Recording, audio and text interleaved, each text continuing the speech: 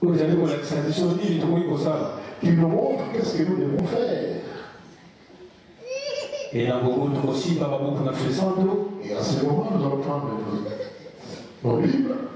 Tout le monde, il y a encore un petit dans mon monde ailleurs. Et on était tout là qui passait à papa. Comme il m'a dit, sur la salle, et tout ça, on avait dans mon émotion. Nous sommes venus le lundi et nous allons repartir remplis de quelque chose d'important. Il vient, un portable de M. Bokagi. Nous atteignons nos portables. Donc, si vous voulez, M. Surveillons les enfants, les mamans. Et écoutons la parole pour laquelle nous sommes venus en ce lieu. Le serviteur qui va se lever et va lire et faire sortir quelque chose d'important dans sa lecture.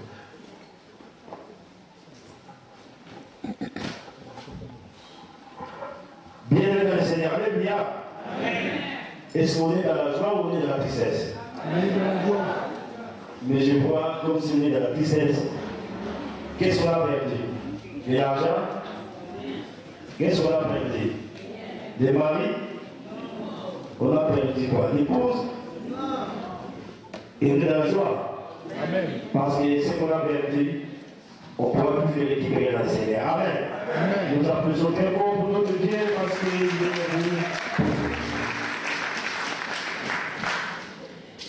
N'ayez pas peur parce que c'est vrai, le Seigneur lui rétribue pas comme un homme. Et la rétribution du Seigneur, c'est sa parole.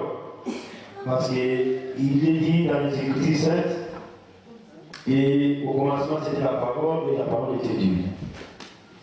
Et parce que la parole c'est Dieu, et que nous vivons aujourd'hui grâce à cette parole. Si nous avons quitté nos lieux de domiciliation, c'est parce que nous avons compris que c'est vrai, au jour des sabbats, comme nous avons lu dans les 10 commandements, c'est un jour Dieu a nous béni. Parce que la Bible nous dit que Dieu a travaillé 6 jours. Et que c'est vrai, à l'issue de ce travail, il s'est reposé de tout ce travail. Il était très content. Comme nous aussi, parfois, nous sommes toujours contents.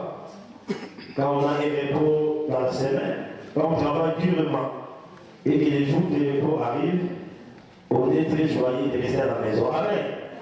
Quand on se dit, enfin, je vais me reposer, parce que faire le ménage, parce que faire la femme de chambre, faire les vigiles, c'est pas si facile. Amen. Nous n'avons pas la chance dans ces pays de travailler dans des bureaux, bien qu'en Afrique, peut-être, on a eu à travailler dans des bureaux climatisés, mais dans ces pays, c'est toujours pas évident, même avec nos diplômes, on met ça en doute, on dit non, t'es pas informaticien, t'es pas médecin, t'es pas qui que ce soit, on nous laisse un peu des travaux, c'est vrai, il ne donne pas toujours la joie. Aujourd'hui, c'est vrai, le Seigneur, dans sa grâce, nous ramène dans les Écritures saintes de l'Ancien Testament. L'Ancien Testament, précisément dans les livres du prophète Jérémie. Prophète Jérémie, chapitre 1er, on va prendre les 4 versets jusqu'au 10e verset. Les livres du prophète Jérémie, chapitre 1er, 4 jusqu'à 10. Nalingala, Mokana na Yidimia, Yayambo, était Yamine, Inozomi. Nous allons lire dans la version française et aussi la version lingala, comme à la continuer. La parole de l'Éternel me fit adresser en ces mots.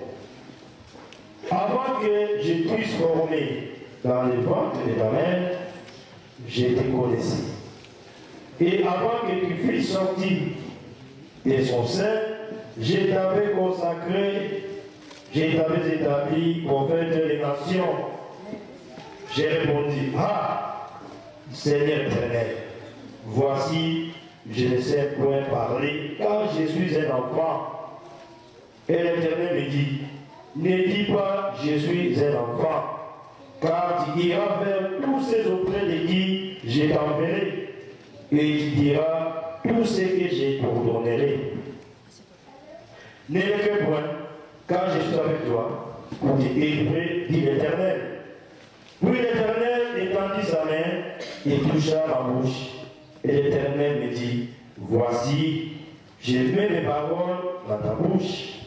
Regarde, je t'établis aujourd'hui sur les nations et sur les royaumes, pour que tu arraches et que tu abattes, pour que tu ruines et que tu détruises, pour que tu bâtisses et que tu plantes. Alléluia.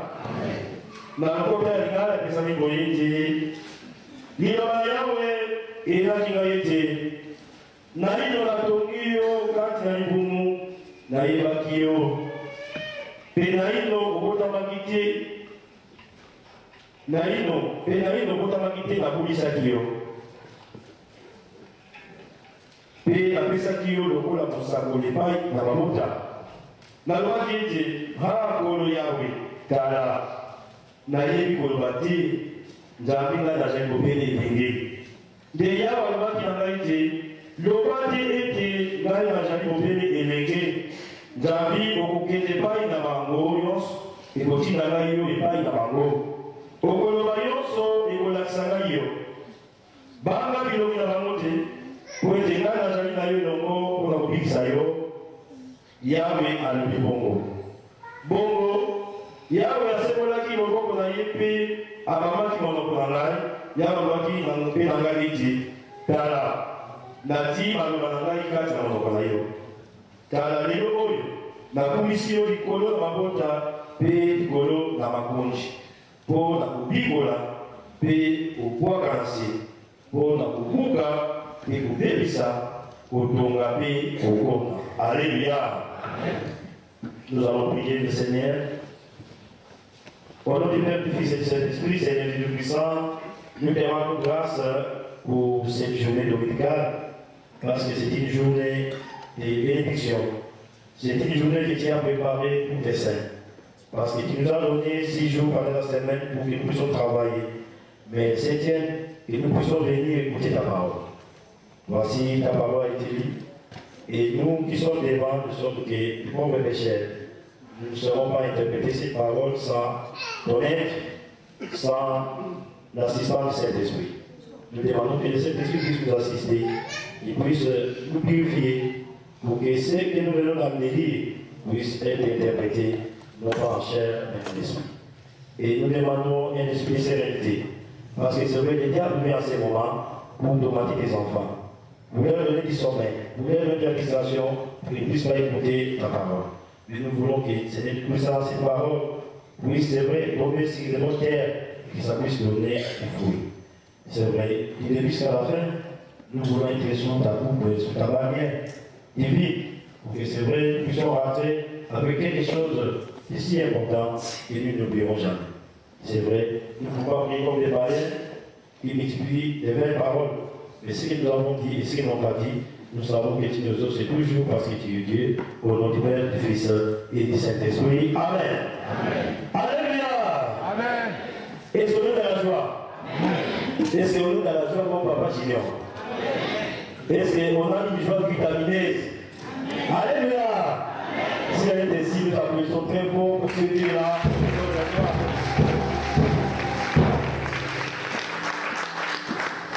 C'est vrai, la parole que nous avons vue, ça a été adressé à Jérémie. Jérémie fait parmi un des prophètes que Dieu a utilisé puissamment. Il a été choisi, c'est vrai. Parce que nous aussi, c'est vrai, dans notre vie, nous n'avons jamais passé 5 jours, rester devant les gens pour témoigner de la galère de Dieu. Et Jérémie était un enfant, c'est vrai, un enfant de guillemets, ce n'est pas un âge, mais c'est un enfant de la parole. Parce qu'il ne savait pas ce qu'il pouvait dire devant les gens. Et Dieu, c'est vrai, l'a confronté pour dire que, mais papa, moi, j'étais choisi, même avant ta naissance. C'est-à-dire, au sein même de ta maman, moi, j'avais déjà consacré que Jérémie serait un prophète des nations. Amen. C'est ce que l'Éternel lui avait dit, et l'Éternel lui avait expliqué. J'ai donné la puissance. Et c'est vrai, c'était une parole de réconfort, parce que c'est vrai, Travailler dans l'œuvre de Dieu n'est pas toujours facile. Travailler dans l'œuvre de Dieu, ce n'est pas toujours évident. Mais parce que c'est l'œuvre de Dieu et que c'est lui-même qui est le chef et c'est lui-même aussi qui donne la vision et la provision. Alléluia. C'est le bon nombre de gens qui viennent ici sont des chrétiens. Ils ont un aperçu, peut-être pas trop profond, mais peut-être un aperçu de l'histoire de Jésus. Parce que nous lisons cela dans la Bible, nous connaissons comment Jésus est né, comment il a fait. Et nous savons aujourd'hui aussi que Jérémie, avant qu'il puisse se mettre devant pour travailler à l'œuvre de Dieu, il avait été choisi. Mais bon nombre de gens qui viennent ici, comme je viens de le dire, ne connaissent pas trop bien l'histoire des papas Simon qui parlent. C'est vrai, ils viennent, ils trouvent que nous disons toujours Jésus-Christ, nous disons toujours Dieu le Père, et papa Simon dans les chansons, mais ils n'en connaissent pas vraiment les motivations ni la profondeur. Et à travers les livres de Jérémie que nous avons lus, nous allons voir aussi que c'est vrai que papa Simon qui parle a été choisi dès le sein de sa mère pour qu'aujourd'hui, nous, les peuples noirs, nous puissions nous reconnaître en lui. Donc, notre thème d'aujourd'hui, ça sera l'histoire du kimbanguisme. Et c'est vraiment une grande histoire. Et nous allons amorcer cela en partie. Aujourd'hui, nous allons voir la première partie qui est relative à l'appel du Christ à Kibar. L'appel du Christ à Kibar. Alléluia! Nous sommes dans la Bible. C'est pourquoi nous voulons que vous puissiez vraiment être attentifs, ne pas dormir, parce que de nous avec des mains, on peut vous poser la question si Kibar, vous laissez pas dire Kibar a vu les Christ, Kibar a fait ceci. Mais pourquoi Kibar aujourd'hui est prié dans cette voie qu'on appelle le kibarisme, qui est répandu à travers tout le monde, tous les 5 continents, en Afrique, en Asie, en Amérique, en Océanie même. Donc aujourd'hui, nous voulons que vous puissiez, si vous pouvez avoir la force, de noter peut-être quelques événements aussi importants. Comme ça, des mots avec les mains, vous pouvez vous défendre. Comme Jérémie, c'est vrai, il avait dit à Dieu qu'il ne pouvait pas. Et nous avons aussi, parce que c'était difficile, il puisse accepter cette mission. Il avait dit que lui, c'est vrai, pourquoi lui doit être choisi. Il n'en était pas digne, il n'a jamais été instruit, il faut donner ça aux autres. Alléluia! Donc l'histoire du kibarisme, le sous-thème aujourd'hui, c'est l'appel du Christ à Kibar. Il y a une petite introduction pour dire que le 6 avril 1921, dans le petit village qu'on appelle Kam, pour ceux qui sont de la RD Congo, c'est plus à l'ouest de la RD Congo.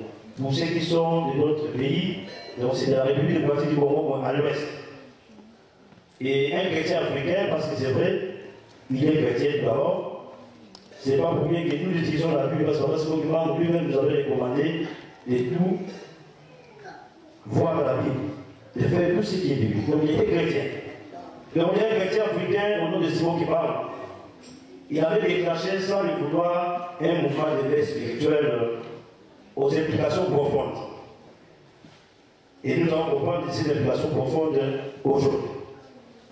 Bon, on dit que les répétitions étaient tellement si profondes qu'elles ébranlaient même jusqu'au fondement des défis coloniales.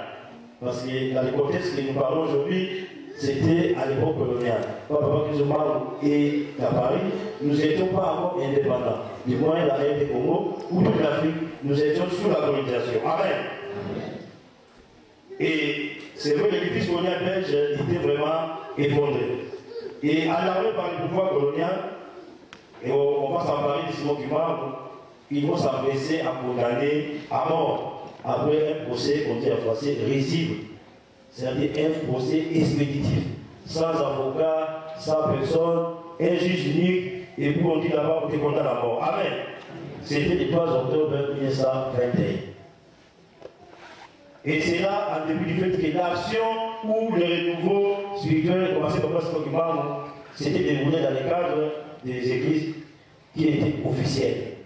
Donc lui n'avait pas fait une rébellion vis-à-vis des églises catholiques ou protestantes, mais c'était tout juste cette église catholique protestante dans laquelle lui-même était catéchiste, il faisait même ses enseignements. Et c'est vrai, on dit que ce mouvement a pris dès lors le nom de kimbanguisme. Et c'est vrai, c'est relatif à Simon Kiba et on a dit Kiba.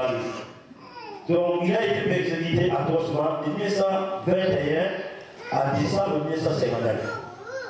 Donc de 1951 à décembre 1959, parce que Kiba avait suivi vraiment des démarches qui était mort déjà en 1951, mais le mouvement Kibaniste avait suivi beaucoup de persécutions. Amen. Et dans cette persécution, on notera qu'il y avait fait 158 martyrs. Vous comprenez, les gens qui sont morts pour ça, 158. Et on doit au humanisme d'avoir jeté les bases même de l'indépendance politique du Congo belge en particulier. C'est-à-dire que s'il y a eu ce mouvement de veille de l'indépendance où les politiciens ont libéré, c'est grâce au mouvement de veille que ce mouvement avait commencé. Alléluia. Amen. Et on dit qu'aujourd'hui, l'humanisme, c'est une église qui a plus de 5 millions de membres. Répartis en République démocratique du Congo, Congo-Brazzaville, en Angola, en Zambie, au Burundi, en République centrafricaine, au Kenya, en Belgique, aux États-Unis, en France et dans bon nombre de pays. Mais la théologie humaniste, a-t-on dit, rappelle celle de l'église primitive. Vous comprenez, vous lisez la Bible, l'église primitive, c'était une église qui était fondée sur la parole et c'était une église qui était fondée sur l'esprit. Et vous comprenez que même les apôtres dans lesquels nous lisons la Bible, ils ont travaillé avec l'Esprit de Dieu. Ils guérissaient les malades, ils ressuscitaient les morts et ils donnaient la vie aux aveugles. Alléluia. Donc l'écuménisme aussi, c'était une église qui était fondée sur les principes de l'église primitive. Mais les hommes vivants, Papa Simon Kiba avait compris que les événements qui venaient de placer au centre de l'actualité devaient être racontés par l'écuménisme. Alléluia. Donc ces événements doivent être racontés par l'écuménisme.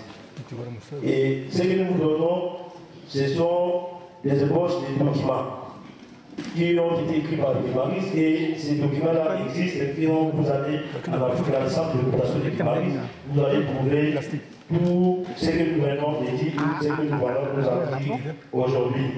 Ah bon? Et si on voulait maintenir l'intégrité, donc c'est-à-dire si on veut maintenir l'intégrité, c'est-à-dire c'est tous les humanistes qui ont écrit, pas seulement les humanistes, même le Belge, nous allons voir, nous allons citer certaines notations ici, des coloniaux, c'est-à-dire que les gens qui étaient à l'époque des colonisateurs, mais eux-mêmes qui ont donné des témoignages. Alléluia. Amen. Et c'est précisément pour cela que son entourage comprenait entre autres des secrétaires. Donc l'entourage de Papa Simon Kiba à l'époque avait des secrétaires. Le premier s'appelait Finandi et l'autre s'appelait Zungu. Et comme on dit du 10 au 24 mai 1951, Thomas Dima, qui fut secrétaire temporaire de Papa Simon Kiba, c'est lui qui a photographié les manuscrits rédigés par Finanga et 12. Et vous remarquez ici aussi, quand vous venez à l'église, ce qui fait pour la première fois, quand Papa Simon Kiba a été prophétisé à travers le maman, il y a quelqu'un qui a côté de crier Alléluia. Et cette partie ne vient pas de nous. C'est comme ça que quand les Juifs disaient dicter des instructions pour ce combat, il y avait des gens qui écrivaient pour rester avec la trace. Et comme je peux vous dire, les deux secrétaires, ça avait une finale de Zoom. Mais il y avait Papa Thomas Douma, c'est lui qui a photographié à l'époque tous les messages qu'il va souvent réciter ou toutes les activités. Et pour dire qu'une partie de ces manuscrits fut saisie lors de la rafle du 6 juin 1921 à Car. On va voir que quand les coloniaux sont venus avec Papa Simon Kiba du 6 juin 1921, ils avaient pris tous ces documents-là. Donc, et cette rafle-là était dirigée par un certain Georges Léon Morel. Notez bien ce nom, Georges Léon Morel, vous allez voir ensuite ce qu'il avait fait, son implication dans les problèmes de Papa Simon Kiba. Et il était l'administrateur colonial belge. Alléluia. Et on dit qu'il y a peu de gars, tous les politiques qui ont suivi la session de l'année RD pour l'indépendance, il parle. Il y a besoin d'un nombre de fonctionnaires humanistes et ou pour humanistes dans l'administration de la nouvelle nation au départ ont créé des circonstances et ont permis aux humanistes d'acquérir une quantité extrêmement considérable de documents. C'est-à-dire qu'il y avait des humanistes qui travaillaient dans l'administration coloniale et aussi des pro-humanistes. C'est-à-dire des demandes humanistes, mais Et s'identifier au Kimani.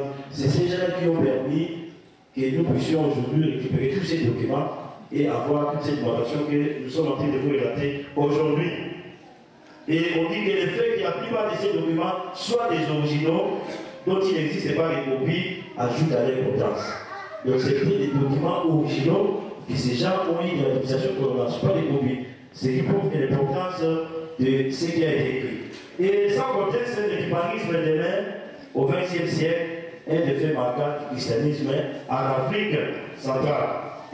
Il ait été si durement combattu, c'est là incompréhensible, dans la mesure où, par son essence même, il défiait toute la philosophie de l'oppression, ainsi que certaines données théologiques que les missionnaires occidentaux ont déposées avec arrogance aux Africains.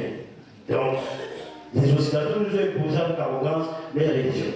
Vous devez être protestant ou vous devez être catholique. Si vous ne voulez pas, on va vous maltraiter. Alléluia. Et on dit à lui-même le kimanisme a inscrit à son palmarès des victoires impressionnantes, dont quelques-unes méritent d'être rappelées. Il s'identifie à la première église autochtone à devenir membre du conseil écuménique des églises. C'est-à-dire que les églises traditionnelles ont reconnu le kimanisme comme étant une église universelle. Donc c'est la première église autochtone, c'est-à-dire une église qui a été fondée en Afrique, qui est devenue membre de l'écuménisme. Alléluia.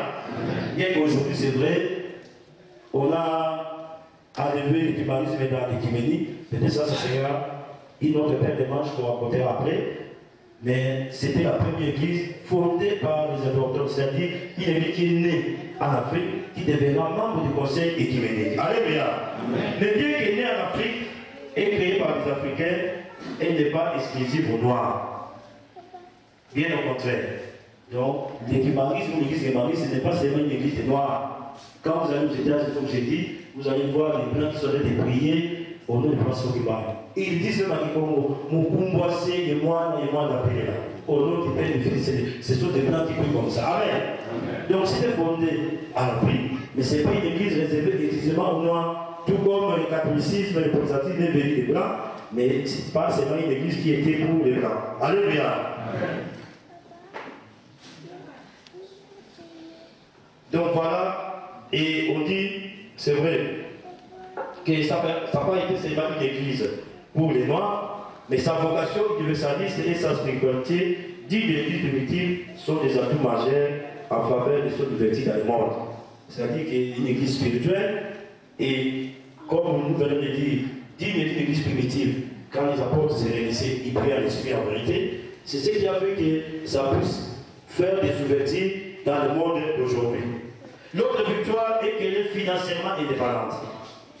Cela est important car elle peut ainsi donner la tête et conforter toutes les forces qui ont l'argent et doivent toujours chercher à dicter leur volonté aux ressources des églises du monde en développement.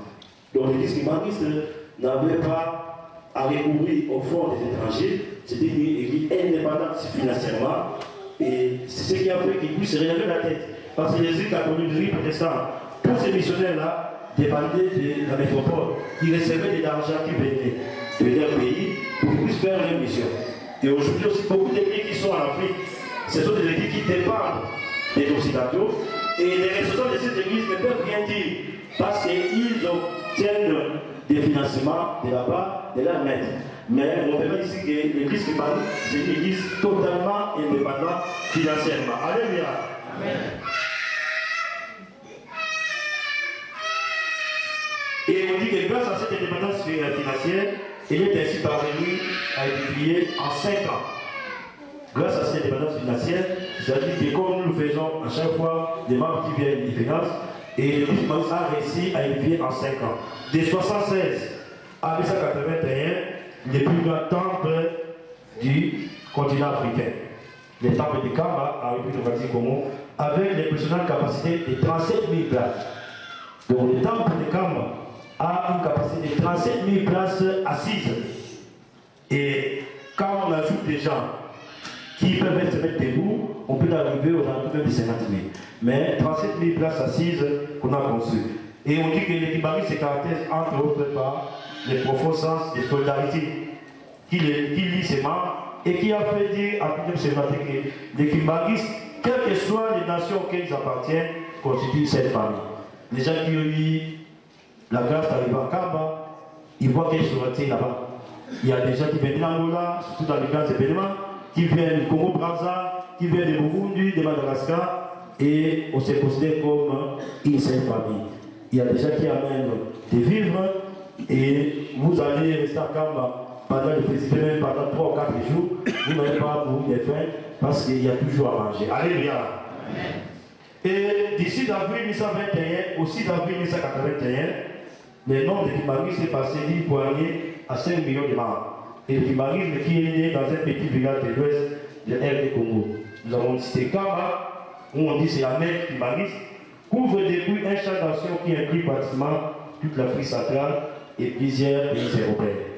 Ça, c'était une introduction pour voir qu'aujourd'hui, c'est vrai que le Kimbaris est parti d'un petit village qu'on appelle Kamba, à une poignée seulement de membres, pour aujourd'hui être à plus de 5 millions, voire 10 millions de membres, entre autres nous aussi. Alléluia. Comme nous avions dit que notre sous-thème d'aujourd'hui, c'était la paix du Christ à Kimba. Comment Kimba va réussir la paix du Christ? Comme nous avons dit dans Jérémie, que Dieu a signifié à Jérémie que c'est toi qui je t'ai choisi, dès le sein de ta main, pour te donner pour des nations. Bien que Jérémie avait peur, mais le Seigneur l'a réconforté pour dire que c'est ce travail que tu feras sous ma coupe. Alléluia. Papa Simon Kimba aussi, lui, avait reçu l'appel de Christ pour commencer son ministère. Et comme nous l'avions dit précédemment, le Kimbaris se définit comme étant le christianisme résultant de l'ensemble des actions et de l'enseignement de Simon Kimba. Donc, si nous sommes des chrétiens ici aujourd'hui, nous nous reconnaissons Papa Simon Kimba parce que ces enseignements, ces actions, c'est ça qui constitue le Kimbarisme. Et nous sommes bien ici des chrétiens, mais nous suivons ces courants-là. Amen. Amen. Et on dit que c'est vrai, le Kimbarisme a émergé à partir du 6 avril 1921, comme dans le village de Kamba, dans le sud-est de l'ex-Congo belge, parce que nous allons restituer le fait dans leur contexte. Mais nous allons citer certains noms qui ont déjà changé, mais pour comprendre que l'histoire de cette époque s'est déroulée dans le contexte colonial. Donc il y avait des termes où on désignait nos pays, nos villes. Donc c'était à l'époque Congo-belge, en Afrique centrale. L'église Kimbaris, ce qui rappelle l'église primitive et qui a vu les jours de 24 décembre 1959, en une expression la plus tangible. Pourquoi l'église Kimbaris se dit qu'elle a vu les jours de 24 décembre 1959? Nous allons voir ça plus loin. Ceux qui vont commencer à venir, chaque temps que nous allons vous mettre devant, nous allons arriver jusqu'à la fin de l'histoire de Kimbaris pour comprendre. Le 24 décembre 1959, c'était la date à laquelle les colons ont signé un décret pour dire que le Kimbaris, maintenant, le Kimbaris était libre de prier. Parce qu'entre 1921 et 1959, personne ne pouvait prier en ces noms-là. Dès que nous réunissons ici, les colons viennent, on nous arrête tous.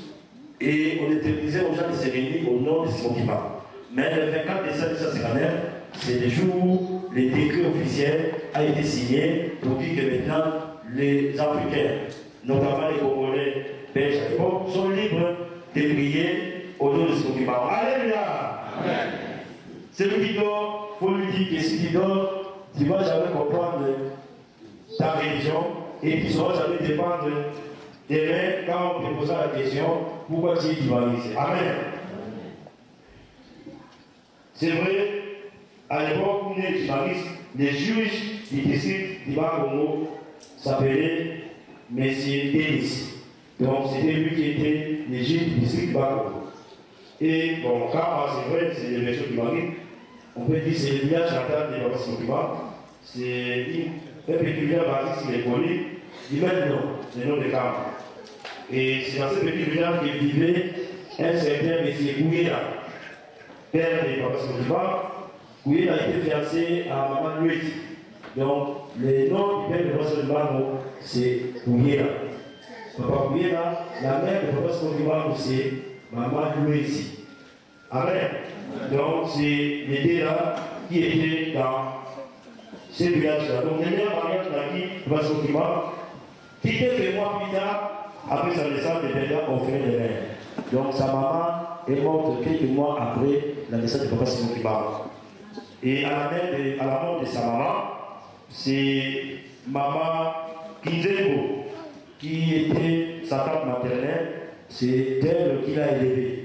Donc Bosco Kimbango a été élevé par sa tante maternelle. Donc elle n'a pas eu de temps vraiment de comparer sa maman, il n'a pas vu sa maman quand il avait grandi. Amen. Amen. Et on dit que Kinzengo, qui était la tante maternelle de Papa Simon, c'était lui qui était parmi les premiers, les tout premiers Africains à être converti par les missionnaires du christianisme. Donc on a le district de Katara. Ceux qui connaissent le Congo, le district de Katara. Et c'était à la fin du XIXe siècle. Et il était courant d'attendre que les Blancs disent, parce qu'à l'époque, c'était courant que les Blancs disaient que c'était le fouet. Les fouets étaient les seuls langages qui comprenaient les Noirs. Et dans les nombreux cas, les missionnaires recouraient au fouet pour obliger les Noirs à qui prêchaient l'évangile à prendre l'habitude de se rendre au culte chaque dimanche. Donc quand on vient, les dimanches, si vous ne voulez pas vous rendre au culte, on va vous fouetter. Alléluia. C'était une bonne manière d'aller envoyer des gens à l'évangélisation. Même ici, même nos enfants qui sont nés dans la maison, on les fouette à ma mère. Papa, quand j'étais béni, tes enfants sont là. Est-ce qu'il y a pu les fouer?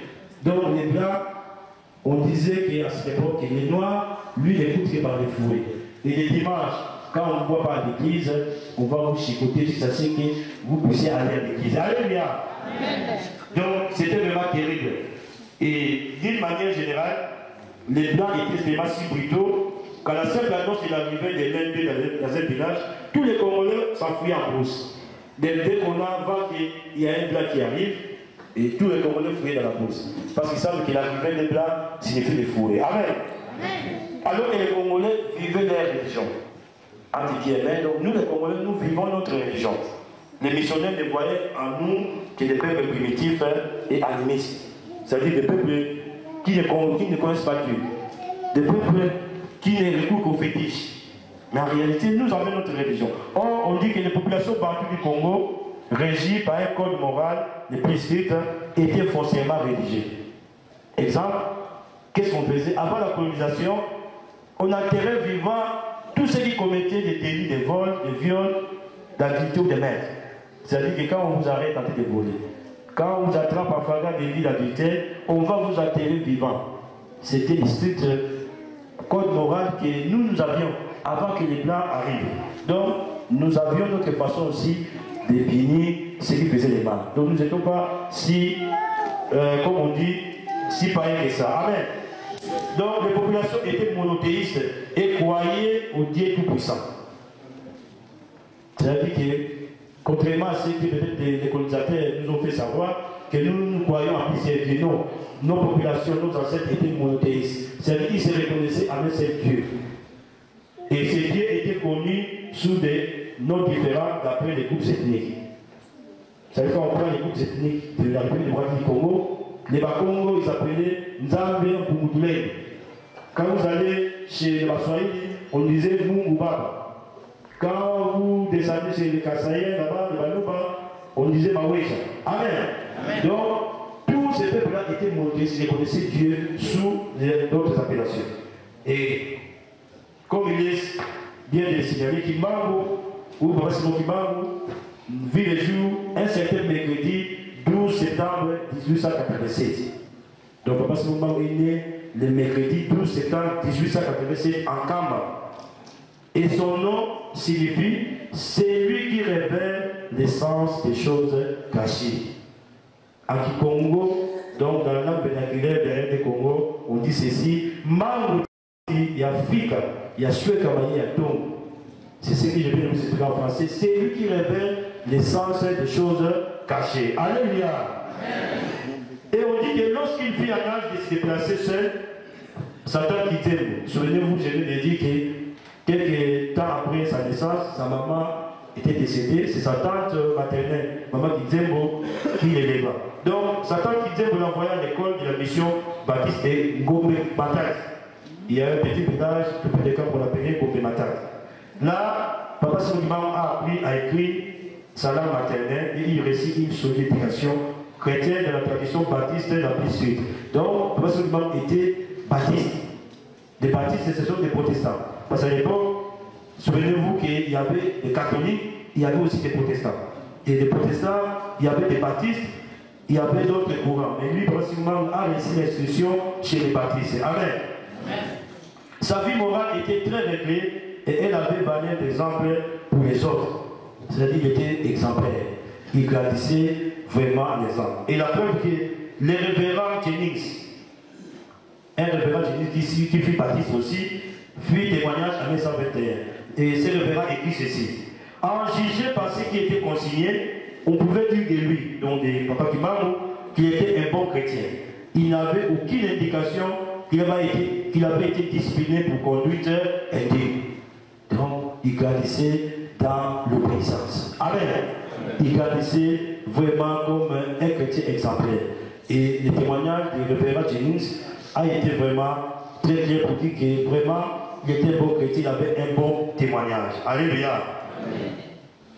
Et on dit ceci, Boudimbu, un certain Boudimbu et un certain Koupenda étaient les deux amis en compagnie desquels Papa Simokiman se promenait le plus souvent. Comme quand nous grandissons, nous avons toujours des amis, des copains proches, même si on avait beaucoup, mais au moins un ou deux peuvent être proches. Amen. Et les deux proches étaient un certain Boudimbu et Koupenda. C'est ces deux-là qui étaient chaque fois avec Papa Simokiman. Et on dit qu'un jour de l'année 1914, un jour de l'année 1914, Simon Kimam s'est rendu au fond de la vallée située à l'est de Camp pour faire la cueillette des noix palmistes. Des noix de palme, vous connaissez, Walandia, dont les commerçants de Tisville. De Tisville aujourd'hui, c'est Bazango. Mais à l'époque, c'était Tisville, dans le Bas-Congo, avait un si grand besoin pour faire fonctionner des fabriques de margarine installées dans la région. Donc il y avait des fabriques de margarine installées dans la région. Oh, les margarines, on les faisait avec des noix, des palmes. Et Boudimbu et Koupenda étaient partis avec Papa Simon Kimam pour faire la cueillette des noix, des palmes. Amen. Et on dit, alors qu'il décortiquait les noix des palmes, Simon Kimam en brisant une qui était décomposée et dont le jus en putréfaction alla saisir des habits découpés. Nous sommes en 1914. Là, Papa Simon n'a pas encore commencé son ministère. Là, il est trop jeune.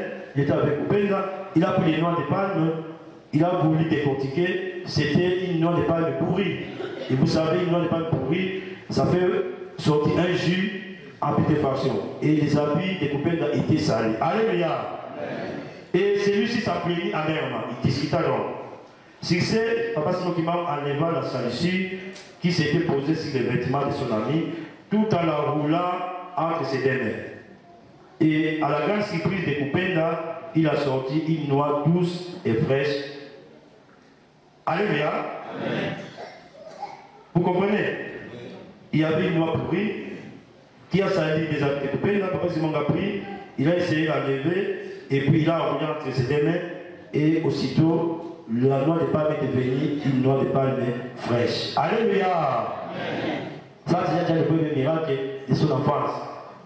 Et on dit que à la grande surprise de Koupenda, il a sorti une noix douce et fraîche en disant, donc Papa Simon a dit à Koupenda, la noix décomposée s'est transformée en noix fraîche et agréable. C'est ce que le Christ fait de nous mortels et pécheurs. Il nous purifie, nous rend agréables à Dieu et nous prend à son service. Alléluia. Voilà l'explication qu'il a donnée à Koupenda. Que vous voyez, la noix de palme qui était pourrie est devenue fraîche. C'est comme ça aussi que le Christ nous rend purs, nous mortels que nous sommes, pour que nous puissions être disposés à ses services. Alléluia. C'est ce que le Christ fait comme nous avons dit. Et Papa Simon Kimam lui interdit d'en parler à quiconque. Vous vous souvenez de Jésus? Chaque fois qu'il faisait un miracle, il dit, il ne faut même pas en parler. Et Papa Simon, à son jeune âge déjà, avait interdit à Koupenda d'en parler à quiconque. Il faisait de même chaque fois qu'il accomplissait un miracle. Kimam qui s'adonnait aux travaux agricoles avait conservé l'habitude de s'instruire en permanence sur les scènes d'écriture et de prier constamment. Donc, Papa Simon, bien qu'il faisait les travaux agricoles, mais il était toujours dans la Bible. Il lisait les Écritures saintes et il priait constamment. On dit que pas un seul dimanche, il n'avait été absent de l'église. Alléluia. Amen. Et toi et moi, combien de jours ou combien de semaines n'avons pas encore eu le temps de mettre les pieds à l'église? Le prophète dit, pas un seul dimanche. Tous les dimanches, on voyait à l'église. Mais nous aussi, on est fatigués. Ah, aujourd'hui, Je me suis mal réveillé. Amen. Oh, j'ai les mots de tête. Oh, les gens ne fonctionnent pas très bien. Mais oui, mais ça fonctionne pas très bien. Mais venez dans l'église, c'est là où on va prier pour vous. Amen. Donc, pas un seul dimanche, il n'avait été absent à l'église. Ses amis, il répétait constamment qu'une vie exemplaire, fondée sur la prière et le respect permanent des commandements de Dieu, était aussi bénéfique que l'évangélisation systématique. Alléluia. On peut commencer à prêcher à Château Rouge. On peut commencer chaque jour à prêcher dans le métro. Mais si on n'a pas une vie exemplaire, on ne fait pas une bonne évangélisation. Alléluia. C'est pourquoi on dit à ses amis que c'est ça. Donc une vie de prière et le respect des commandements divins, c'est ce qui constitue une évangélisation systématique. Les gens, s'ils veulent peut-être être des chrétiens comme nous, ils devront suivre ce que nous faisons. Mais si nous venons à l'église, nous sommes des chrétiens, et que nous faisons des contraires de ce qui est des chrétiens, les gens ne suivront jamais. Amen. Et par la suite, on fit de Simon Kimaru, les catéchistes de Kamba et les villages environnants. Voilà, il était exemplaire, il connaissait la Bible, et dans l'église baptiste, on l'a fait catéchiste. Vous connaissez le catéchiste, non? C'est lui qui fait le malongi. C'est l'enseignant, c'est lui qui a commencé à enseigner les autres, les Écritures saintes. Et à partir de l'année 1914, Papa Simon Kimaru commença à consigner dans quelques cahiers certaines révélations qu'il avait eues sur les événements qui allaient se passer par la suite. Comme je vous ai dit tantôt, donc, il y avait des révélations et les CD précieux aussi. S'il y a quelqu'un qui arrive, chaque fois qu'on prophétise sur lui, il faut qu'on écrive cela parce que demain, on aura des traces pour suivre. Amen. Amen. Et le 4 juillet 1915, là, on est passé à 1915, on est plus à 1914. Papa Simon Kimaru, son épouse Marie Mouille Bikouaranga, fut baptisée dans la rivière Tombe. Et cette rivière est située non loin de la mission baptiste de Gobekité, comme nous venons de dire. Et on nous raconte que c'est aussi la date à laquelle ils se mariaient religieusement. Mais le mariage coutumier qui les initiait fut déjà célébré une année auparavant, c'est-à-dire en 1914. Donc le 4 juillet 1915, c'est le jour où Papa Simon Kimaru fut baptisé, et c'est le même jour qu'ils se sont mariés religieusement avec Maman Mouilou Kiawa. Amen. Amen. Et on dit ceci, l'Éternel confie à chaque être humain une mission déterminée dans ce monde. Comme nous sommes là, le Seigneur a déterminé une mission donnée à chacun de nous. La répartition des tâches qui incombe à chacun relève de son seul pouvoir. Amen. Amen. Dès que vous êtes là, ce que le Seigneur vous a donné, ça ne vient pas de nous. C'est Dieu lui-même qui détermine ce que vous devez être demain, ce que vous allez faire demain. Alléluia. Amen. Et on dit que ça relève de son seul pouvoir discrétionnaire. Il est en effet écrit qu'avant que je fusse formé dans le ventre de ta mère, je te connaissais. Et avant que tu fusses sorti de son sein, je t'avais établi prophète des nations. Comme nous avons dit dans le livre d'aujourd'hui, voilà que Dieu, il vous a déjà établi quelqu'un. Amen. Amen. Dieu vous a déjà choisi. Ce n'est pas pour bien que vous vous trouvez dans cette église. C'est que dès le sein de votre maman, Dieu vous a donné le sceau d'être les gens qui brillent en vérité à l'esprit. D'être humaniste, ça veut dire que ça ne vient pas de nous, ça vient du pouvoir discrétionnaire de Dieu. Et ces paroles, en fait, l'Éternel s'adresse sous des formes diverses à chaque humain. Son désir a toujours été que l'homme se mette à le servir et qu'il se fasse l'instrument de ses volontés. Donc nous, dès que nous avons été créés pour faire la volonté de Dieu. Alléluia. Nous n'avons pas été créés pour faire la volonté des hommes. Et Dieu nous a préparés pour que nous puissions les servir. Et si peut-être nous oublions et nous nous consacrons trop souvent dans des choses mondaines, c'est là où Dieu vient nous rappeler que nous avons été choisis dès le sein de notre maman. Alléluia. Amen. Chacun de nous, selon lui, donc selon Dieu, doit être son serviteur dans un secteur par lui prédéterminé. Donc Dieu a déterminé chaque secteur où nous devons être. Si on n'est pas diacre, on est pasteur. Si on n'est pas pasteur, on est apôtre. Si on n'est pas apôtre, on est prophétesse. Amen. Amen. Ainsi, les uns deviennent des hommes ou des femmes d'État, des savants. Les autres, par contre, ils ont choisi depuis toujours pour devenir des prophètes, des pasteurs, des apôtres. Il y a des êtres qui, depuis leur jeune âge, prennent conscience de leur destin. On saurait dire qu'il en est de même pour tous. Il y a des gens dès leur jeune âge qui connaissent, comme Jésus. Il connaissait qu'il était le Messie. À 12 ans déjà, il s'est présenté dans l'église. Parmi tous les grands savants de l'église, on dit que parmi les rabbins, les hommes de loi. Et Jésus était en train de discuter avec eux. Et il s'étonnait même de la sagesse. Parce qu'il faut qu'il parle aussi les mêmes. Ça, c'est un parenthèse. Il avait dit à son père, avant que toi tu sois né, moi j'étais déjà là. Amen. Amen. Son père n'avait pas accepté. Même tous les gars, les vieux du village, ils ont dit au Kimba, c'était poli. Comment un enfant comme ça peut dire à son père que lui était avant que son père soit né? Mais il connaissait déjà son décès. Alléluia.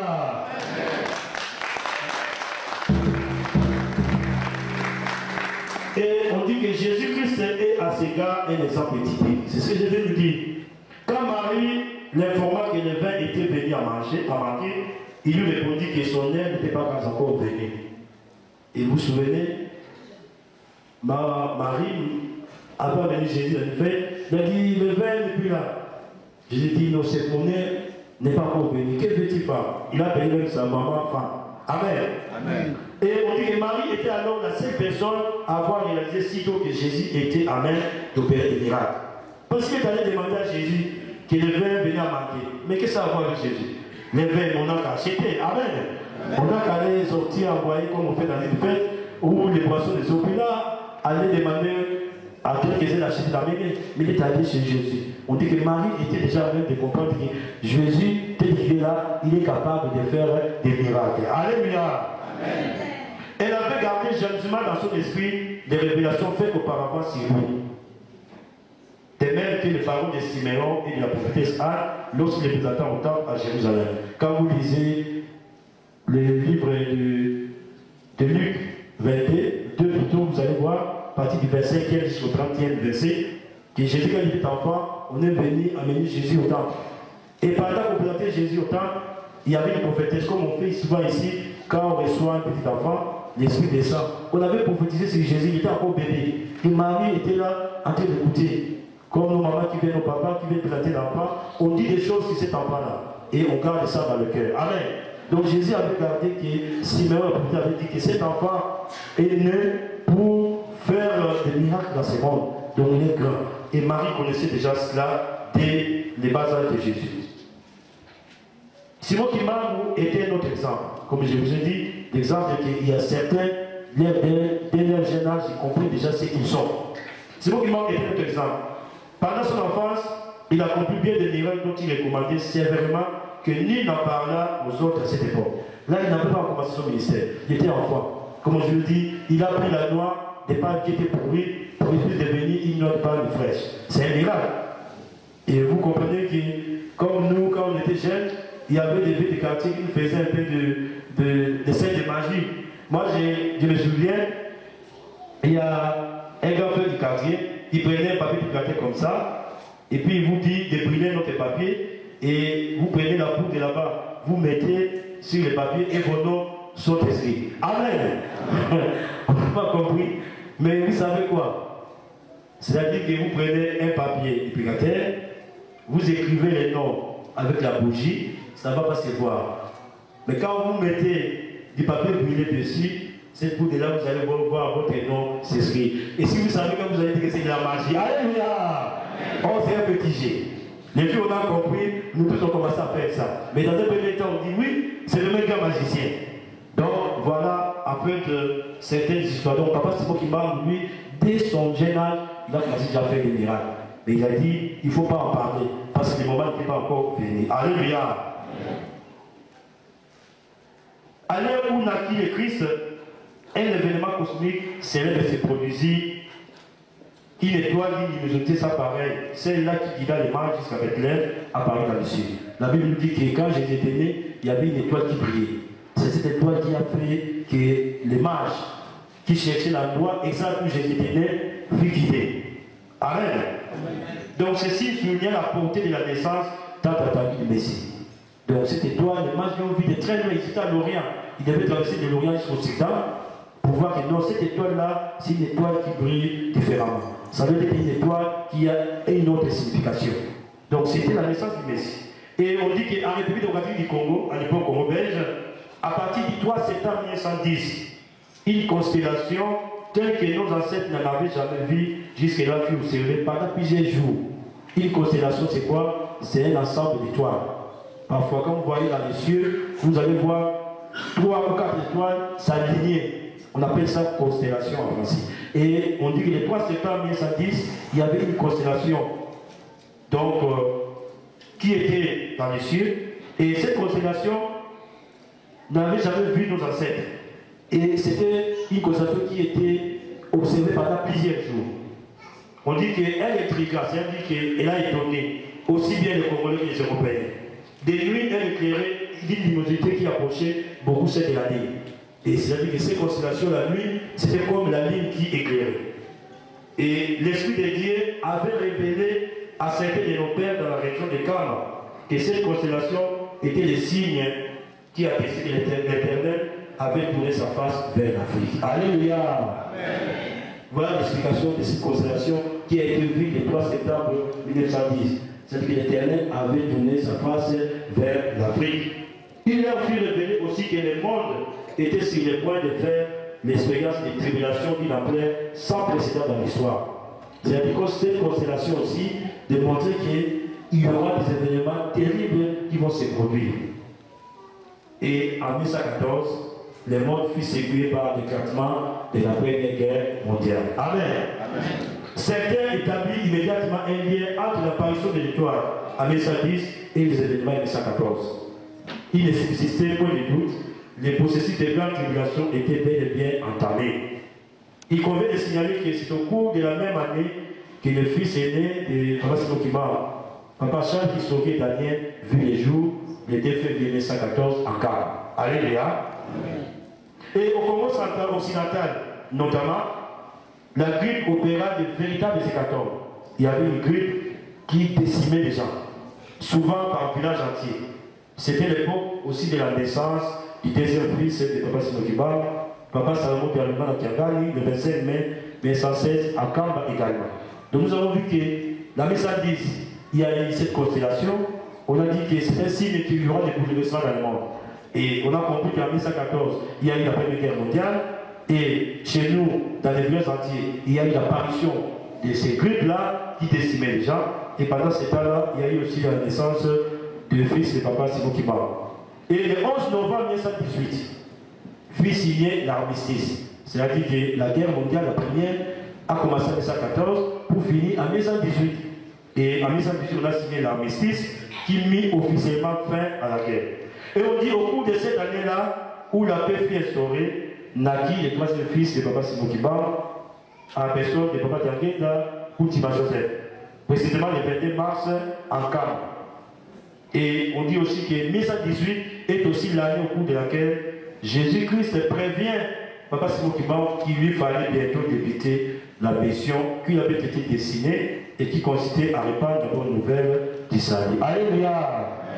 Donc vous comprenez que c'est déjà en 1918 qu'il y a déjà des signes que le Christ a commencé à envoyer à Papa Simokiba, que l'heure est arrivée pour que vous commenciez maintenant à répandre la bonne nouvelle du salut. Et on dit que très peu de gens à Kamba observaient que dès cette année-là, Papa Simokiba avait pris l'habitude de s'isoler discrètement pendant plusieurs heures. Donc déjà, à partir de 1918, Papa Simokiba s'isolait. Pendant plusieurs heures, vous allez le voir disparaître parmi les gens. Il va dans son petit coin commencer déjà à prier. Et il s'est retiré sur la colline à côté du village pour aller prier loin de tout bruit. Jésus aussi avait fait ça. Quand il guérissait malade, quand il prêchait, à la fin il s'est retiré sur la colline pour se ressourcer. Il était alors plus jamais en contact avec le Christ. Et dans le monde aujourd'hui, comme on nous raconte, il est difficile d'admettre que cela fut possible.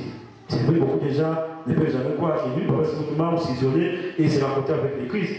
Donc c'était vraiment impossible que les gens puissent croire. Mais on dit que c'est bien ce qui s'était passé.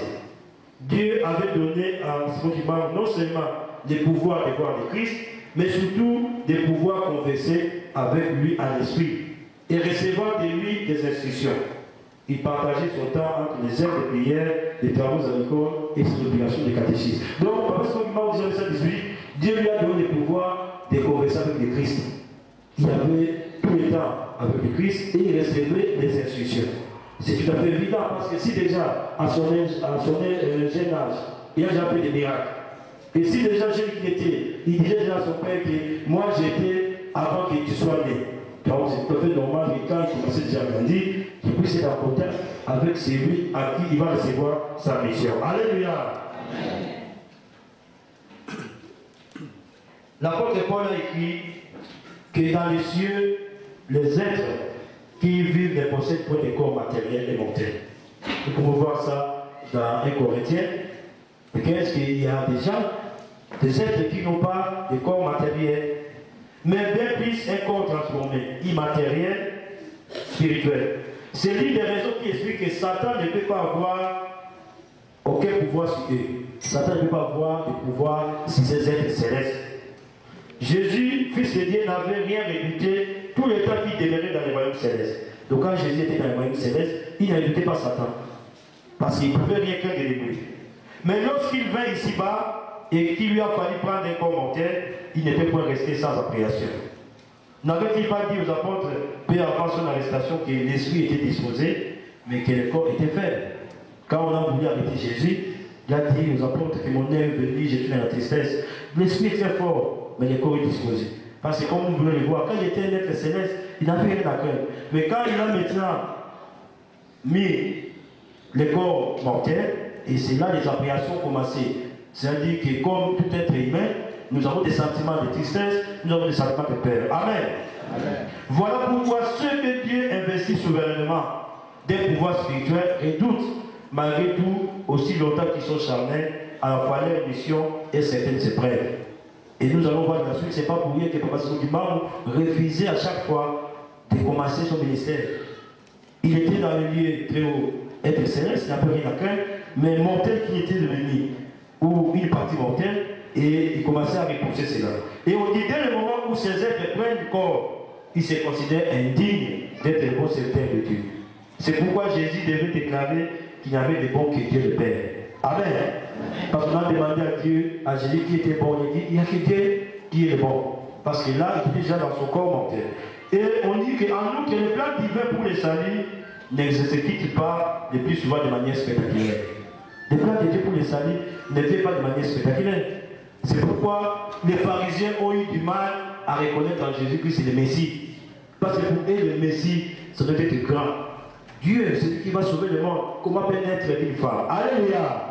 On dit que les plans divins pour les saluts ne s'exécutent pas le plus souvent de manière spectaculaire. Les seigneurs préfèrent la discrétion, ne permettant que très rarement que tel ou tel de ces secrets soit rompu.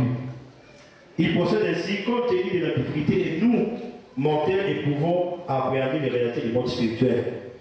Il y a beaucoup de gens qui ont dit qu'il y a un parti qui est pas. Non. On dit qu'il y a Dieu qui est dans les cieux. Non, il y a même des savants. Un savant physicien anglais. Il vit sur une chaise roulante. Il parle de pas. Il connaît que c'est pas par passé. C'est pas si vous avez suivi.